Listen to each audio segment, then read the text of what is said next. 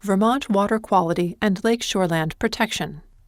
The Lake Shoreland Protection Commission is composed of 10 members of the legislature, from the House of Representatives Fish, Wildlife, and Water Committee and the Senate Natural Resources and Energy Committee. We are very grateful for the collaboration and assistance of the Vermont Agency of Natural Resources, the Department of Environmental Conservation, Watershed Management Division, Lakes and Ponds Section, and the Vermont Association of Regional Planning Commissions. Thank you to the many Lake Associations members, property owners, and volunteers who work so hard to help with water quality monitoring and education about good stewardship practices. Your participation and commitment on these issues is essential to protecting Vermont's water quality. The goal of these meetings is to provide information and receive public comment regarding the current health of waters of the state, the regulation of state waters, including how the state anti-degradation policy will be implemented, and requirements the state may need to meet in implementing the cleanup plan for Lake Champlain. A summary of the efforts to address and improve the quality of all state waters and how regulation of shoreland activity impacts water quality. We all share the responsibility for clean water.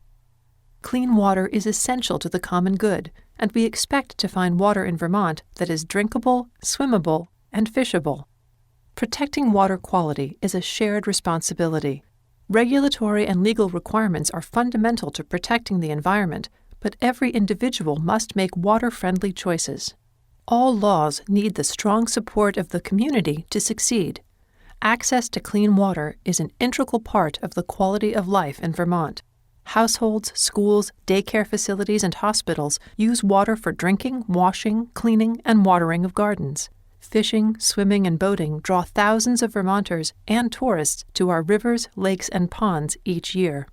Commercial uses, ranging from agricultural operations to high-tech industries, all depend on clean water. Abundant water within Vermont's streams, rivers, lakes, and ponds is among the state's most precious resources. Vermont has some 7,100 miles of rivers and streams, 300,000 acres of wetlands, and 812 lakes and ponds, totaling over 230,000 acres of water. Sustaining and enhancing these vast water resources requires a continuous process of planning, developing, implementing, evaluating, and adapting management strategies to ensure clean water. Vermonters must fundamentally shift our collective thinking to set a statewide goal to achieve sustainable, high-quality water, prioritize our actions, and develop dedicated funding to implement these critical initiatives. The Federal Clean Water Act is focused on the functions and values of our surface waters and empowers the states to regulate and maintain their biological, physical, and chemical integrity to ensure public health and safety. The Clean Water Act establishes minimum requirements for all state water quality standards, but also allows states to exceed federal minimum requirements via their water quality standards. For many years, Vermont has elected to exceed federal minimum requirements, especially with regard to its anti-degradation policy. If a water does not meet the state water quality standards, it must be listed as impaired and cleaned up. This is known as the 303D list of impaired waters. The Vermont Water Quality Standards provide important water quality management guidance applicable to all waters in Vermont. The standards consist of water classifications, which are public policy statements of management goals, usually described in terms of use. Quantitative concentrations of pollutants such as phosphorus, as well as narrative criteria, are identified.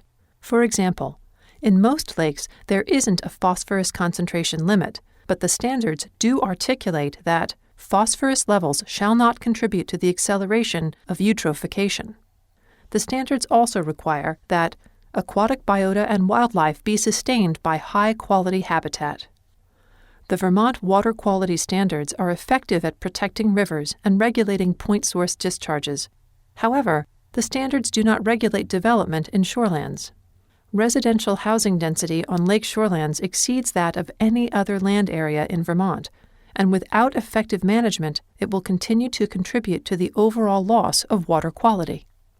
In 2012, the legislature required the Vermont Agency of Natural Resources to analyze all state clean water needs, costs, and actions.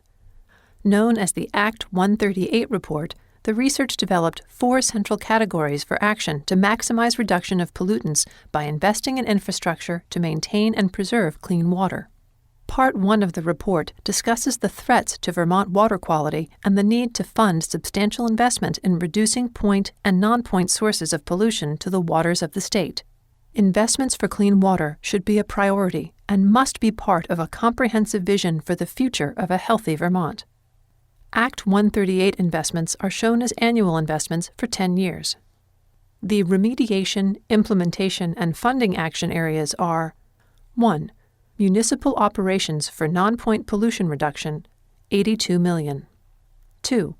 Agricultural and forestry operations for non-point source reduction, $8.7 million. 3. River, floodplain, and lakeshore land management, $1.7 million. 4. Municipal infrastructure and regulated stormwater programs, $64 million. A total additional funding need of $156 million was identified to address these issues. Since the passage of the Clean Water Act in the 1970s, Vermont and the rest of the nation have made significant gains in controlling water pollution through permit requirements that manage discharges from point sources.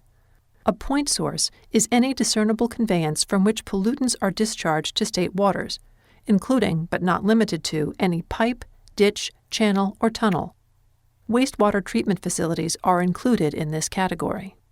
However, point sources do not include agricultural stormwater discharges and return flows from irrigated agriculture.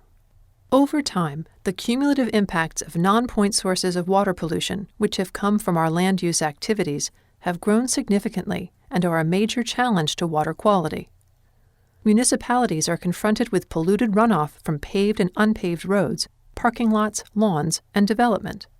Towns, cities, and villages are also facing unprecedented needs associated with aging sewer pipes and water and wastewater treatment facilities, posing threats to human health and the environment.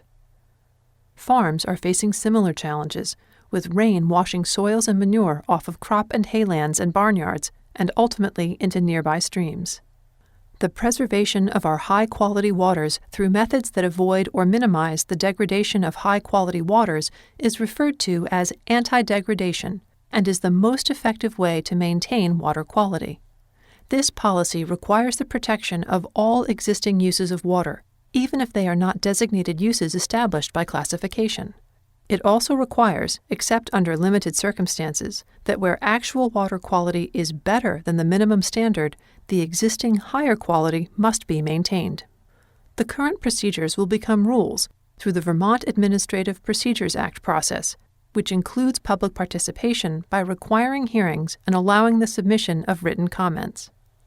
The Total Maximum Daily Load, or TMDL, refers to a plan to restore impaired waters to compliance with the water quality standards over time. To promote the restoration, protection, and management of water resources, the Vermont Agency of Natural Resources, working with the U.S. Environmental Protection Agency, will establish TMDLs and craft implementation plans for reducing nutrient pollution into major ecosystems, including Lake Champlain, Lake Memphremagog, the Connecticut River, and their major tributaries. Public hearings will be conducted in the fall this year to discuss these plans. There are 17 stormwater-impaired waters in the state requiring remediation under the Clean Water Act. The TMDLs and plans will be implemented by a combination of federal and state law authority, including the MS4, or Municipal Separate Storm Sewer System permit, and residual designation. Federal law requires rivers and streams impaired by stormwater to be cleaned up. Stormwater contributes significant damaging pollutants and sediment to lakes and ponds. Vermont's surface waters are threatened by discharges and actions, or stressors, that occur on the landscape and deliver pollutants to the water. The most significant and pervasive water quality problems facing the state are nutrient and sediment loading. About 97% of the phosphorus load to Lake Champlain comes from non-point sources, and a similar situation exists for phosphorus loading to Lake Memphremagog and for nitrogen loading to the Connecticut River. Vermont has made progress in reducing non-point source nutrient pollution through the installation of conservation practices on farmland, the construction of stormwater treatment systems, and the restoration of floodplains and other management stabilizing river corridors. Most non-point source nutrient pollution is not currently subject to state regulation. Municipalities and individual landowners play a critical role in informed land use decisions that avoid polluted stormwater runoff. Success in reducing future pollution will depend on controlling non-point sources, avoiding water quality degradation, providing wastewater treatment, and increasing public awareness that clean water is vital to our public health and economy, well worthy of a shared responsibility and an absolute priority for public investment. The Act 138 report also presents an assessment of the consequences of cleared shoreland, as well as the options and recommendations for improving shoreland management. Vermont is at a critical juncture with respect to shoreland protection. We are the only northeastern state without adequate standards in place to protect lake health. Urgent action is necessary to protect natural shorelands and restore and remediate damages from development. Every Vermont lake is a precious resource, and there are over 812 lakes and ponds in our beautiful state. All lakes share certain concerns for the impacts of development on water quality, and each lake has specific characteristics that can determine its best protection management plan. The need for regulation in the shorelands of lakes is an essential part of an integrated policy to preserve and protect clean water in the state. A healthy shoreland shows the presence of natural vegetation, and all parts of the woods are important.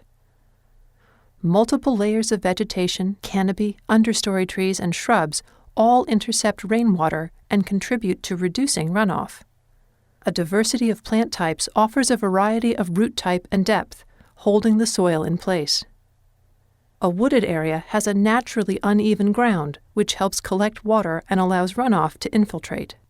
The decomposing layer of leaves and other organic matter, known as duff, acts like a big sponge, absorbing runoff and filtering out pollutants such as phosphorus and sediment. There's significant interaction between the shallow water habitat and the shoreland habitat. Shallow water habitat is enhanced by fallen trees, branches, and leaves. The shading of overhanging vegetation keeps the water cool, reducing the growth of problem algae and excessive plants. The value of a strip of natural vegetation along a shore's edge is widely recognized as an important water quality protection tool. Runoff is slowed and absorbed from uphill sources, and the pollutants are removed before they reach the lake. High-quality habitat includes features such as exposed rocks, fallen trees, branches, leaves, and aquatic plants that provide a variety of living, feeding, and hiding places for the majority of biotic life in a lake or pond. When sediment fills in these spaces, the bottom becomes dominated by fine silt or muck, and biota decline. Bank stability is another value provided by a naturally vegetated shoreland. The complexity and depth of roots provided by trees, shrubs, and groundwater holds the bank and soil together much more effectively than grass or lawn.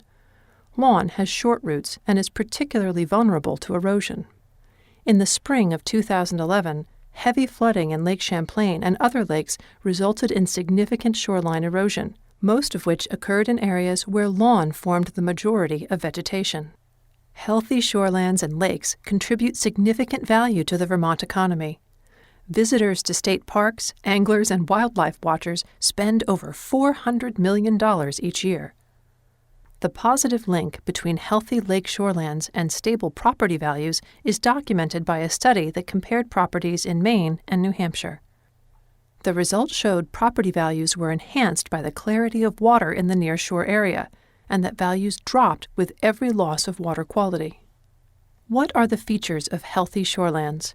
Clear water, natural vegetation along the shore and in shallow water, cobble bottoms, overhanging branches that shade shorelands, cleared areas that are limited in size, structures and other impervious surfaces are set back from the water's edge, runoff is diverted, paths and gardens are well mulched, shoreland banks are stable. Why do we need to protect shorelands? Healthy shorelands are the #1 indicator of healthy lakes and ponds, and the most effective way to maintain water quality. What are the variables of regulations? What exactly is regulated? What are the specific sizes of vegetated buffers that are required? What distance are structures and impervious surfaces required to be from shore? Are there erosion management requirements? A Wisconsin lake study measured the amount of phosphorus and sediment runoff from a wooded lot. The results were then compared to a lot developed by complete clearing. The amount of phosphorus delivered to the lake on the cleared lot increased 5 times, and the amount of sediment increased 17 times. These properties show the results of development that exposes lakes to runoff from encroachment and impervious surfaces. Lawns are much firmer than natural vegetation and allow more pollutants to run straight into the lake. This comparison of shoreland regulations in New England shows a variety of types of regulation, different setback distances, and sizes of protection zones. Shoreland regulations in Maine are administered by the municipalities and use a point system based on tree height and diameter. This system has proven easy to understand and administer. Maine's experience with over 40 years of regulated shorelands shows developed properties that demonstrate the same lake quality protection as undeveloped lands. Maine's lakes and ponds are rated as having superior water quality. Shoreland regulations in New Hampshire are administered by the state agency and use a 250-foot protection area divided into 3 zones, as well as a point system similar to Maine's. In 2008 and in 2011, New Hampshire expanded the regulations to add stronger vegetation maintenance requirements. Environmental management science confirms that vegetated buffers and setbacks for structures and other impervious surfaces make a substantial difference in reducing the flow of pollutants. Current state regulations do not adequately protect shorelands. A 2007 EPA lake study rated 82% of Vermont's shorelands fair to poor.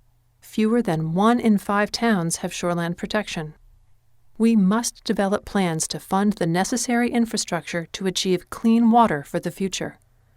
Long-term planning for these investments will require choices. Vermont is a small state with priceless natural resources and limited general fund dollars. Significant work has started to improve river buffers and floodplain protection standards following Storm Irene, but there's still much work to be done. We must build partnerships and find community solutions to these important issues. 1. How should we agree to regulate standards for healthy lake shorelands? 2. What flexibility do we need to accommodate existing and new development and the variables of slopes and soils? 3. How shall we collaborate on state standards, municipal zoning enforcement, and permits? Open public dialogue on all of these choices is fundamental to our sense of engaged citizens of Vermont. The Lake Shoreland Protection Commission is prepared to listen to you and balance protection of our state water resources with programs and regulations that make sense. Public engagement is necessary to set priorities to preserve and protect the level of water quality essential to a healthy future. The Lake Shoreland Protection Commission will hear testimony and respond to questions regarding all water quality concerns, including regulation of disturbance, clearing, and creation of impervious surfaces in the shorelands of lakes. We request that written comments in response to the information provided here be submitted prior to October 15, so that full consideration may be given to them in the Lake Shoreland Protection Commission's report to be posted to the website of the General Assembly on or before January 15, 2014. A week earlier, on January 7th, the General Assembly will reconvene and the House and Senate committees will resume their work separately and collaboratively on behalf of Vermonters. Work on proposals for shoreland management legislation in the 2014 session will begin in the Senate Natural Resources and Energy Committee. When the Senate passes the legislation, it will return to the House Committee on Fish, Wildlife, and Water for consideration. The Lake Shoreland Protection Commission thanks you in advance for your participation in this important process, and we look forward to receiving your comments. Thank you. Please visit our website for more information.